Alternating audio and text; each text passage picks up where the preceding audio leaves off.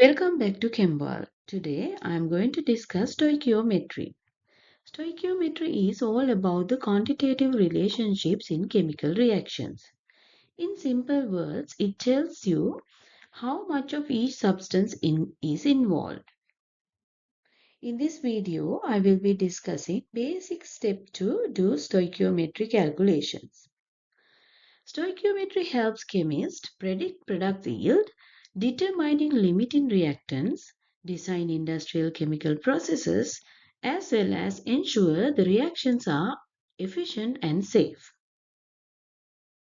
The first step to do stoichiometry calculation is to balance the equation.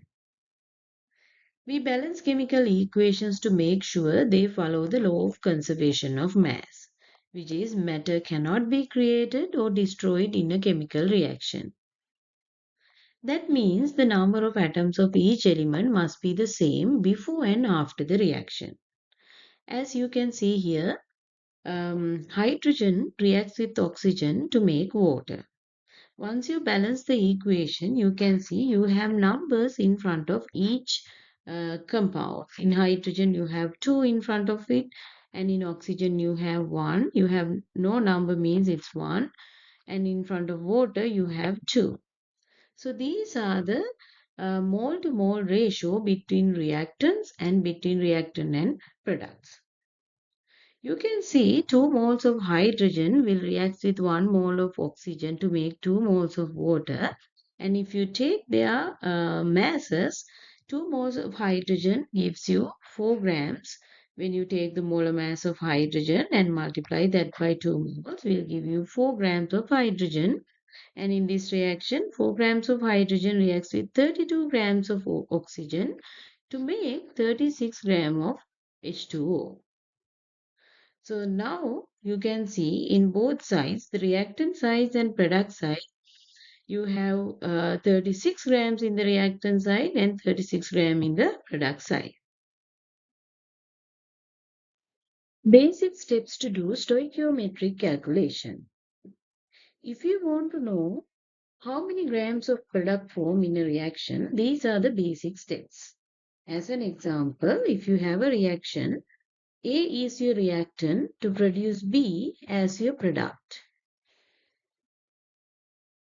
If you know grams of your reactant, which is A, you take the grams of your reactant and convert that into moles of your reactant by using molar mass of your reactant. That's your first step. When you have moles of substance A, your reactant, you can relate that substance A to substance B, your product, by using mole to mole ratio. That's why we balance equations. Whenever you balance the equation, you have a number in front of A and B, which is your coefficients, tells you mole to mole ratio. So you use this coefficients from the balance equation and relate your moles of A to relate to B.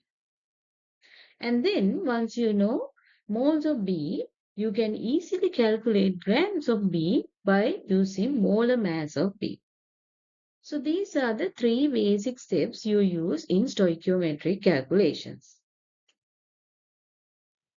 Let's do an example. Decomposition of potassium chlorate is used to prepare small amounts of oxygen in the laboratory. How many grams of oxygen can be prepared from 4.50 grams of potassium chlorate? Let's write the balanced chemical equation. Potassium chlorate will form oxygen gas and potassium chloride when it is decomposed. To balance the equation, you can see 3 oxygens in the reactant side and 2 oxygen in the product side. To balance that, you can add 2 in front of potassium chlorate to make it 6 oxygens. So then you can add 3 in front of oxygen to make 6 in the product side. That makes 2 chlorines and 2 potassium. So you can balance it by adding 2 in front of potassium chloride. Now, question says you have 4.50 grams of potassium chloride and it's asking you to calculate grams of oxygen. As the first step, you should know how many moles of potassium chlorate you have. To do that, you need to calculate the molar mass of potassium chlorate. To calculate the molar mass, let's take the atomic masses. Potassium is 39.10, chlorine is 35.45, and also you have three oxygens in potassium chlorate. So you take the mass of oxygen and multiply that by 3. So this gives you the molar mass of potassium chlorate. It is 122.55 grams per mole. Now you have the molar mass. Let's take the grams of potassium chlorate to calculate the moles of potassium chlorate. 4.50 grams, and you take the molar mass, that's your conversion factor between grams and moles. So you divide the mass by the molar mass, grams per mole. That gives you moles of potassium chlorate, which is 0.0367 moles. So the next step in the stoichiometric calculation is to relate your reactant to product. In this case, potassium chlorate to oxygen has the mole-to-mole ratio 2 to 3. So the next step is to calculate moles of oxygen.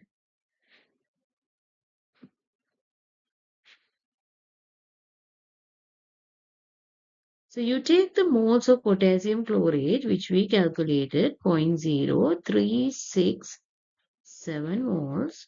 This is potassium chlorate. And the mole-to-mole ratio is when you have 2 moles of potassium chlorate will produce 3 moles of oxygen. You can see potassium chlorate will cancel out and you get moles of oxygen, which is 0.0551 moles. When you know moles of oxygen, you can calculate the grams easily by using molar mass of oxygen. So let's take the moles. And now we are going to calculate grams of oxygen. That's what's asking in the question. So you take the moles, you calculate it, and convert that into grams by using the molar mass. So 1 mole of oxygen is 32 grams. That's the molar mass of oxygen. So moles and moles cancel out. You get 1.76 grams of oxygen.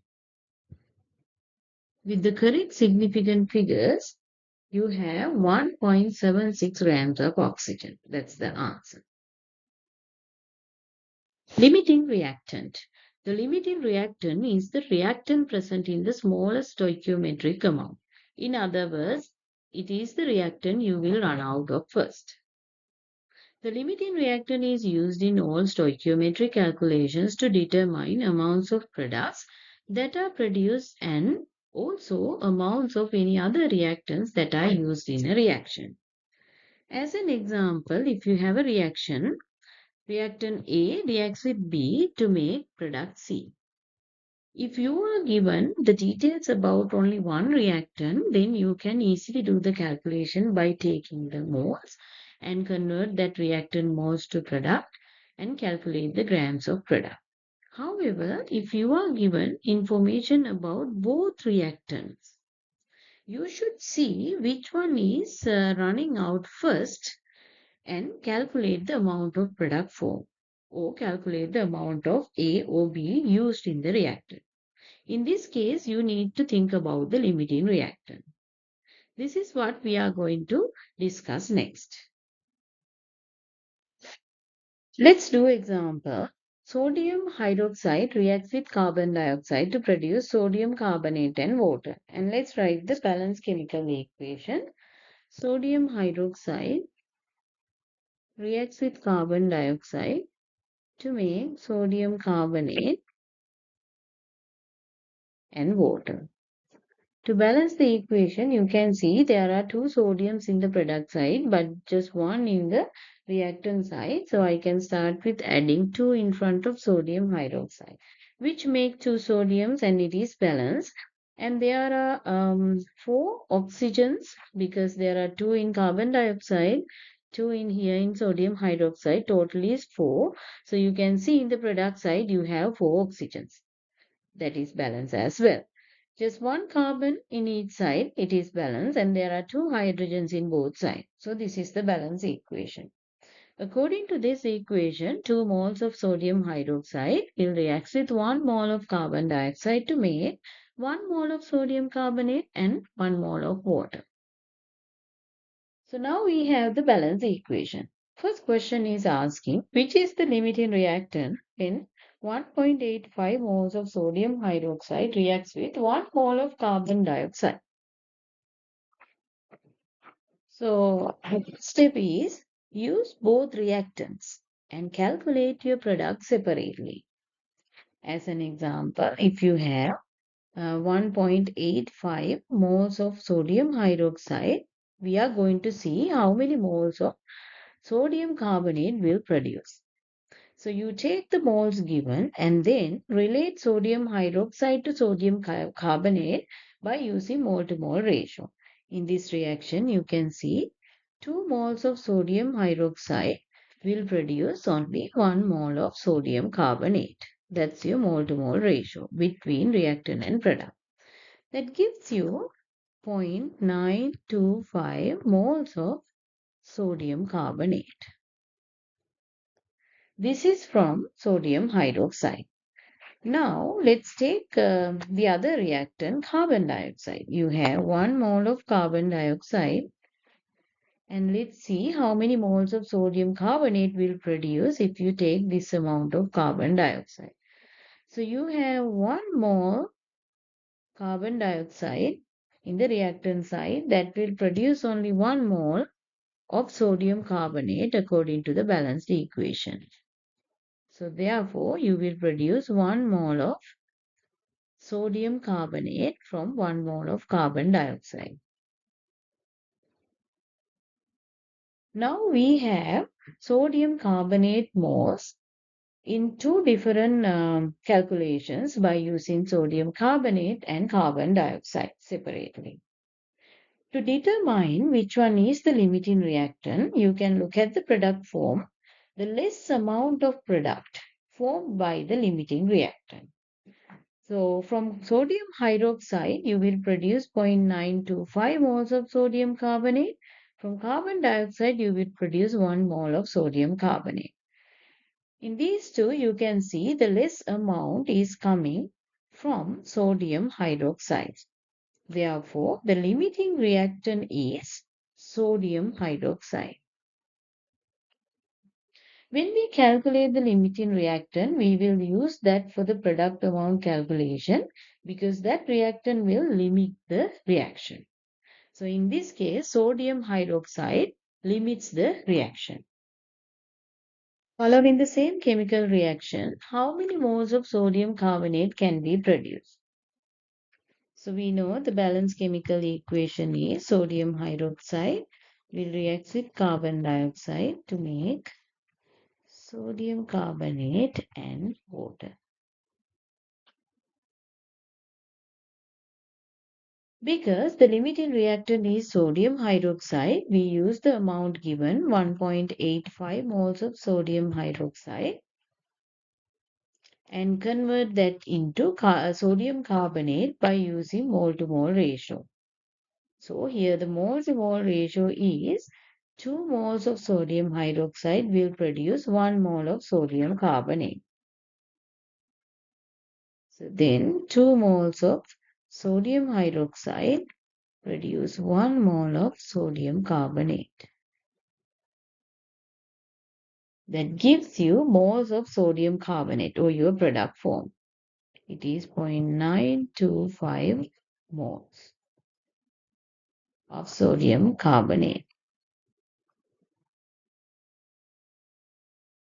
We will still do with the correct significant figures. The given number 1.85 has three significant figures. Therefore, your answer has three significant figures. Next, how many grams of sodium carbonate can be produced? To convert the product amount into grams, you should know the molar mass of sodium carbonate. Let's calculate the molar mass first.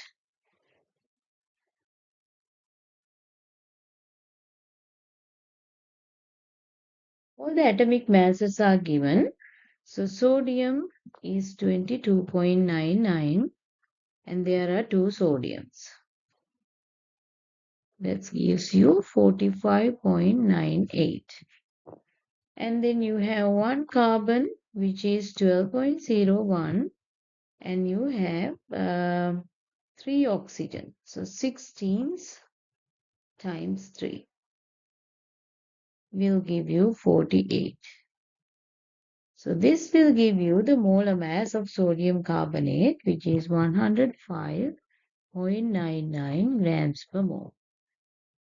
To calculate the grams of sodium carbonate, you take the moles you calculated before, which is 0.925 moles of sodium carbonate,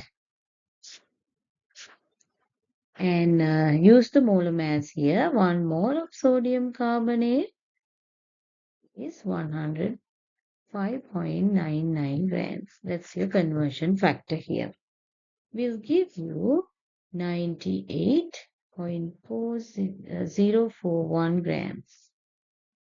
However, with the correct significant figures, there should be three significant figures. The answer is 98.0 grams.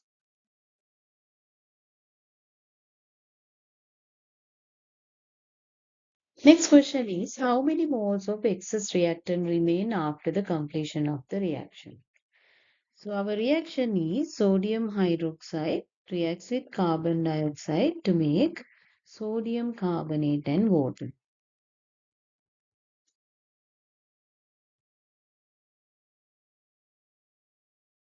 So we know sodium hydroxide is the limiting reactant, therefore carbon dioxide is the excess.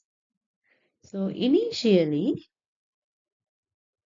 we had 1 mole of carbon dioxide. To calculate the excess reactant remain, you should know used amount of carbon dioxide. Let's see how we can calculate used amount. We know sodium hydroxide is the limiting, so you take the moles of sodium hydroxide used in the reaction and then relate that to the carbon dioxide. According to the balance equation, we know 2 moles of sodium hydroxide need 1 mole of carbon dioxide. Therefore, you will use 0.925 moles of carbon dioxide in this reaction. To calculate the remaining amount of carbon dioxide, so you take the initial amount of carbon dioxide and subtract used amount of carbon dioxide. Here the initial amount given in the reaction is 1 mole and the used amount we calculated now, which is 0.925 moles. That gives you 0.075 moles of carbon dioxide is remaining after the reaction. So these are the different types of questions that can be asked in stoichiometry calculations. However, when you are starting a stoichiometric calculation, first step is to write the balance equation. When you write the balance equation, if you are given information about your both reactant, first you find the limiting reactant. When you find the limiting reactant, you use that limiting reactant to calculate the amount of product formed. The reason is limiting reactant limits the reaction and decide the amount of product. And then also you can calculate the excess reactant remaining after the completion of reaction. So if you have any questions regarding stoichiometric calculation, please send a message. And thank you for watching.